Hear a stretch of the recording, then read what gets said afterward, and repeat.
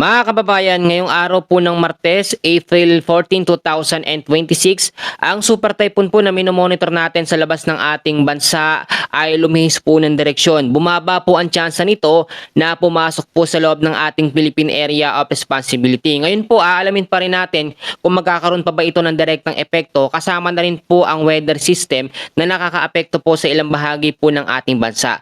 Bago ho natin simulan, hihiling po ulit ako ng pakiusap at pabor na i-like at pakishare po ng update natin para yung mga kababayan po natin na nag-aabang ng update natin sa lagay ng ating panahon ay manonotify po sila.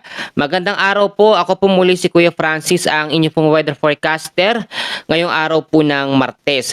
So dito po muna natin sisimulan. Ngayon po kasi ay naglabas po ang Pag-asa ng panibago pong tropical cyclone threat potential.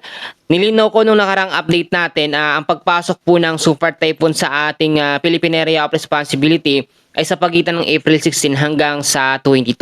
Pero nagkaroon po ito ng pagbabago. Bagamat wala naman talaga itong direktang paglandfall sa ating Philippine landmass, pero yung trap or extension ng kanyang hangin ay makakaapekto sa silangang bahagi ng ating bansa. Dahil po sa patuloy na pag-list nito at pagbago ng direksyon, ngayon po ay mas bumaba na yung tsansa nito na pumasok po sa loob ng ating Philippine Area of Responsibility. Sa atin pong latest na tropical cyclone threat potential, kahapon pa po ito nagsimula. Tignan nyo pong mabuti dito sa ating pinakamapa. Sa pagitan po ng April 13 hanggang sa April 19, 2026, ang tropical cyclone Sinlaco o super typhoon Sinlaco ay hindi nakikita na napapasok sa loob ng ating PAR o medyo lumiit na yung tsansa. Bagamat kinoconsider pa rin natin yung mga senaryo na magbago ito, pero sa ngayon po sa nakikita natin sa ating pinakamapa ay lumiit po o bumaba yung tsansa na pumasok sa loob ng ating PAR. Bagamat kahit po hindi ito pumasok sa loob ng ating Philippine Area of Responsibility, hindi pa rin po natin inaalis yung mga posibilidad na magkaroon ito ng epekto, yung pinakahangin po niya or extension po ng bagyo. Pero lagi kong sinasabi, lalo na yung mga lugar na binanggit ko sa silangang bahagi po ng Mindanao, Eastern Visayas at North Luzon, very good ho na naghanda kayo kasi kung sakali po ito ay lumapit, nakahanda tayo. Wala naman kasing mawawala, magbe-benefits pa tayo. Kaya nga lagi ko sinasabi, prayer ang kailangan. Ito po, tulad nito, nagbago at lumihis ang direksyon ng super typhoon. At hindi pa rin natin ito may consider na pangatlong bagyo kasi hindi pa nakikita ang papasok sa loob ng ating PAR. Sa pinakahuli pong pagtatala mga kaibigan ko, mga kababayan, ang super typhoon po na nasa labas ng ating bansa ay meron pong lokasyon na 2,604 kilometers, no? Dito po sa may bandang east of Visayas.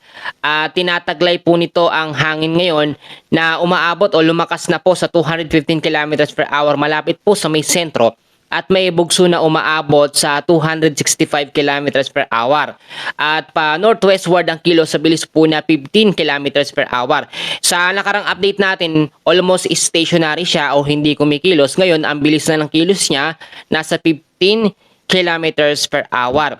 Ayon din po sa ilang mga update natin at doon po sa ating advanced weather system sa forecast natin ay papakita ko sa inyo mabuti. Tignan natin mabuti, no? Ito ay advance hanggang 5 araw. Kung makikita nyo ho, ito pong super typhoon na yan, hindi na nakikita ang papasok, no? Direkta sa ating Philippine Area of Responsibility. Bagamat didikit lamang siya doon sa ating pinaka-red line, pero hindi naman siya nakikita na magiging banta. Sa ngayon po mga kababayan ko, at magandang balita ito dahil nga po itong super typhoon is talagang papalayo po yung direksyon. Marami nagtatanong sa atin na magdudulot ba ito ng mga pag-uulan kasi yung ibang mga lugar po sa atin, especially dyan po sa may bandang silangan po ng Visayas, Mindanao at sa Luzon ay sobra pong tuyot na ang lupa at gusto pong makaranas ng mga pag-uulan. Ito po, lilinawin ko lamang, ang atin pong pangunahing weather system na nakakaapekto ngayon sa ilang bahagi ng ating bansa ay ito pa rin pong ridge of high pressure area. Pero yung high pressure area na yan, hindi yan yung naging dahilan kaya lumihis po yung super typhoon. Yung direction po talaga ng super typhoon ay diyan po pa sa bandang bansa ng diyan po Guam, no? Guam po talaga siya at hindi naman talaga siya nakita ang direktang maglalandfall. pero papasok sa loob ng par. Pero dahil nga po sa patuloy na pag-lace ng ikot niya at dahil sa lakas ng hangin ho niya, kasi ganyan ho yan. Ang isang super typhoon po kasi kapag sobrang lakas talaga, which is meron ng 200 hanggang 300 kilometers per hour na lakas ng hangin, talagang nagre-record po yan dahil sa tindi ng kanyang impact. Good thing na lamang at ipagpasalamat po natin na hindi ito pumasok sa ating bansa. Kasi kung ito ipumasok po sa loob ng ating Philippine Area of Responsibility, ang pinaka maaapektuhan talaga ng mga lugar nito ay yung silangang bahagi ng Mindanao, Eastern Visayas, North Luzon, Extreme Northern Luzon. Binanggit ko yung mga lugar na yan kahapon. Marami ho yung mga lugar na yon. At salamat kasi talagang nag-participate po kayo at naging handa. Ito po mga kaibigan ko, sa isa pang tinatawag natin na tropical cyclone threat potential sa pagitan po ng April 20 hanggang sa 26, wala na tayong nakikitang panibagong sama ng panahon or bagyo na papasok po sa loob ng ating Philippine Area of Responsibility. So clear tayo sa bagyo hanggang sa matapos po ang buwan po ng April. Ngayon naman, silipin natin yung ating pinaka-live na mapa at makikita nyo mabuti na ito talagang super typhoon. Ngayon lumiit na yung chance na pumasok sa ating Philippine Area of Responsibility. Maganda ito mga kaibigan. Enjoy ang ligaya natin sa ngayong summer, no? At ito po, kung makikita nyo sa ating pinakamapa, nandito pa rin yung sirkulasyon ng hangin ng super typhoon. Naka-violet pa rin siya. Ibig sabihin nito, super typhoon category. Pero yung kanyang tinatawag po na area of probability, yung parang apa na yan na naka-highlights, diyan po yung kanyang sinusundan po na direksyon. So medyo talagang malayo na siya, no, sa ating Philippine Area of Responsibility, lalo na po sa ating landmass. Pero kung mapapansin nyo naman, yung radius o yung lawak po ng hangin is parang nakikita pa rin natin, no, sa labas ng par. Kaya kung sakasakali pong ito sa mga susunod na mga araw ay tumaas pa, pwedeng mangyari ho dito, ilang bahagi na lamang po ng silangang bahagi po ng ating bansa ang maaapektuhan kung sakasakaling lalapit ng kakonti. Kasi hindi na siya nakikitahan o bumaba na yung chance niyang pumasok sa par, pero hindi naman sinabi sa update natin na ito hindi na totally papasok sa loob ng ating Philippine Area of Responsibility. Kasi kahit hindi yan pumasok sa loob po ng par, yung lawak po ng hangin niya ang makakaapekto. Kaya yung mga nagsasabi kailan ba uulan or kailan ba makakaranas ng pag-uulan kasi sobrang init na. At eto po, sinabi ko nga sa inyo, sa pagitan po mga kaibigan ko ng April 13 hanggang sa 19, diyan possible makaranas ng mga isolated light rains, cloudy skies dahil sa trap or extension po ng bagyong nasa labas ng ating bansa. Bagamat ito wala nang direktang epekto, no? Wala na pong direktang epekto, pero lagi ko sa inyong sinasabi, kino-consider pa rin natin yung dalawang senaryo.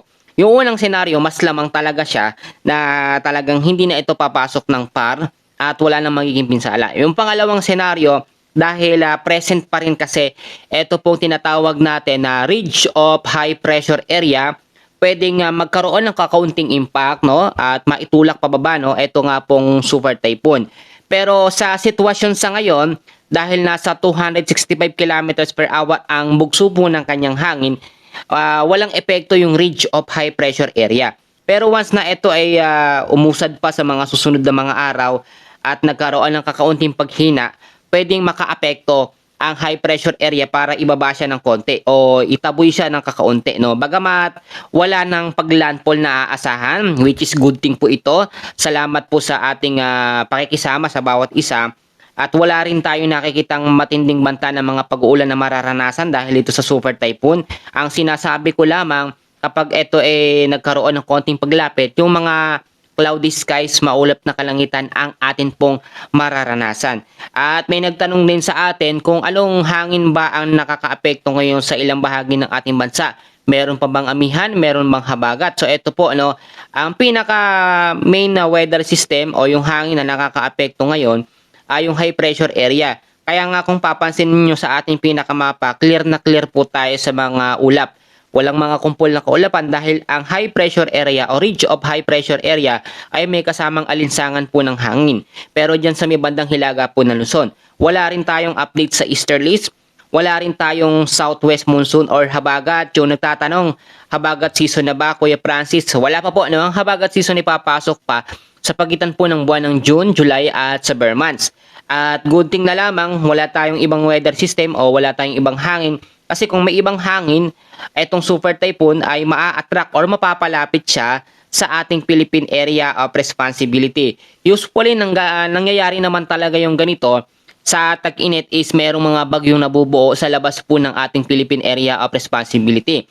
Pero yung mga direktang paglandfall, pagpasok sa loob ng ating bansa o yung pagtama sa ating landmass ay hindi nangyayari sa tag-init po na season tulad po ngayon. Kaya asahan po natin simula po ngayon hanggang sa mga susunod po na mga araw, hanggang sa matapos po ang buwan ng April o Abril, no, ay makakaranas pa rin tayo ng mga maalinsangan po na panahon. Mainit talaga ito at hindi man tayo makakaranas ng mga pag-uulan. Salamat po sa Diyos dahil itong super typhoon ay lumayo o nilayo po ng Diyos at para hindi rin tayo mapahamak. Pero ang gusto lamang kasi natin mangyari dito, yung travel extension po ng bagyo is magpaulan ng kakaunti doon sa ilang bahagi po ng silangan ng Mindanao, Eastern Visayas at sa may parte po ng North Luzon. Eto, kahit ba ito pong super typhoon ay lumihis o lumiit ang chance ng pumasok sa loob ng ating par, wala na ba tayong dapat gawin? Yan ang tinatanong ng karamihan.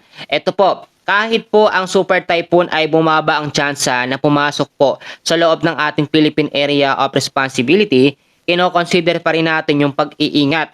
At ito yung mga paalala na dapat po natin gawin at sundin. Unang-una, kailangan pa rin ho maging updated kayo sa lagay ng ating panahon kasi hindi talaga natin na titigilan yung update hanggat nakamonitor o nandito pa rin yung banta ng super typhoon.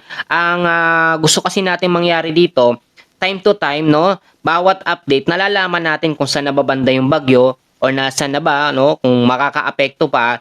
Pero ulitin ko ha, kung hindi nyo nasundan yung unang update natin, ito pong super typhoon walang direktang epekto sa ating bansang Pilipinas. Lumiit ang tsansa na pumasok po sa ating PAR o Philippine Area of Responsibility at mga range of high pressure area, local thunderstorms ang nakakaapekto sa ilang bahagi po ng Luzon, Visayas at Mindanao. Yung pangalawang paalala ko, ito po importante. Ngayon kasi kahit mababa yung chance nito na pumasok sa par, kailangan pa rin i-maintain natin ang kalinisan sa basura. Yung mga plastic, dyan sa parte po ng Metro Manila, ang daming basura. Sa Eastern Visayas at sa parte po ng silangan ng Mindanao o malaking bahagi ng Mindanao, i-maintain natin yung cleanliness kasi hindi lang naman ang bagyong ito ang possible na magpaulan. Ang local thunderstorms, ito po, mapapansin nyo, kapag papatapos na ang summer, tuloy-tuloy yung mga pag-uulan sa hapon at sa gabi. Hindi dahil sa bagyo, bagkos meron tayong mga localized thunderstorms na meron dalawang kategorya. Ang local thunderstorms natin ay merong regular thunderstorms. Yan yung merong lakas po ng ulan na umaabot sa 30 minutes to 1 hour. Yung severe thunderstorms naman natin, nasa 1 hanggang sa 2 oras po ang kanyang madalas na naidudulot. At dahil po wala tayong easterlies ngayon, hindi ganoon ka-conflict o hindi ganoon katindi yung nagiging epekto ng local thunderstorm sa malaking bahagi ho ng ating bansa. Kaya po, kung mapapansin ho ninyo, kahit po sobrang maalinsangan sa tanghali, sa hapon, hindi umuulan sa bandang paggabi o hapon. Wala tayong nararanasan na maulap na kalangitan. Kasi nga, wala tayong ibang weather system. Wala tayong easterlies, walang shear line, wala po yung mga weather system na yan. Etong super typhoon na yan, yung range of high pressure area, hinatak niya at nakita naman natin, hindi talaga nakaporma dito sa super typhoon. Pagka itong super typhoon po na ito ay tuluyang lumayo po, no? Doon, inaasahan natin na magkakaroon ng panibagong weather system o panibagong hangin na mabubuo. Dahil nga po, pasok pa rin tayo sa tag-init sa ngayon, no? Ay inaasahan ang susunod na weather system na papasok ay ito pong maalinsangang hangin which is ang easterlies dyan sa may silangang bahagi po ng ating bansa. Pangatlong paalala ko, salamat kasi nakikinig po kayo. Yung super typhoon hindi siya bumaba yung chance sa ating bansa, no? At walang direct ng landfall.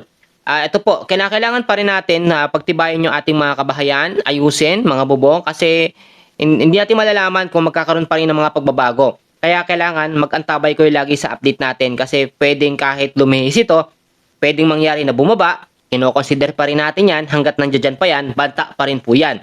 Kaya yung mga lugar na binanggit ko kahapon, ang dami ho yung mga lugar na binanggit ko, very good ho dahil naging handa po kayo. Walang mawawala sa atin kung tayo ay nakahanda. Tulad nga sinasabi ng mga kababayan natin, iba ang merong alam at naka-alerto kaysa sa walang ginagawa at naghihintay na lamang na dumating ang bagyo. So, very good po. Salamat po sa inyo.